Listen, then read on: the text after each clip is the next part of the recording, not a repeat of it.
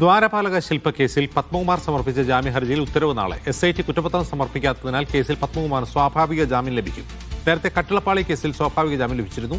ജാമ്യം ലഭിച്ചാൽ പത്മകുമാർ നാളെ ജയിൽ മോചിതനാകും. ലിജോ റോളൻസ് വിവരങ്ങളുമായി ചേരുന്നു. ലിജോ, ഇന്നപ്പോൾ വാദമൊന്നും നടന്നില്ലേ? അജിംസ്, ഇന്ന് ഈ ജാമ്യ ഹർജിയിലുള്ള വാദം കോടതിയിൽ നടന്നു. വാദം പൂർത്തിയാവുകയും ചെയ്തിട്ടുണ്ട്. ദ്വാരപാലക ശില്പ കേസിലാണ് പത്മകുമാർ ഇപ്പോൾ ജാമ്യ ഹർജി ഫയൽ ചെയ്തിട്ടുണ്ടായിരിക്കുന്നത്.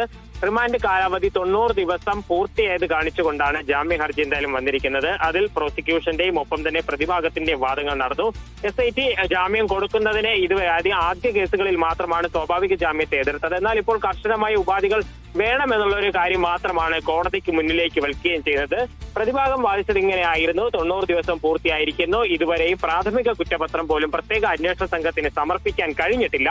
ഈ ഒരു സാഹചര്യത്തിൽ ജാമ്യം നൽകണമെന്ന് ആവശ്യപ്പെട്ടു. എന്തായാലും ഇതിൽ ഉത്തരവ് നാളെയായിരിക്കും കൊല്ലം വിജിലൻസ് കോടതി പറയുക. കട്ടിളപ്പാളി കേസിൽ നേരത്തെ തന്നെ പത്മകുമാറിന് ജാമ്യം ലഭിച്ചിട്ടുണ്ട്. ദ്വാരപാലക ശില്പ കേസിൽ കൂടി ജാമ്യം ലഭിച്ചു കഴിഞ്ഞാൽ പത്മകുമാറിന് ജയിൽ മോചിതനാകാൻ കഴിയും. നവംബർ 20-ാം തീയതിയാണ് പത്മകുമാർ ജയിലിനുള്ളിലേക്ക് ആയത്. ശരി ലിജോ.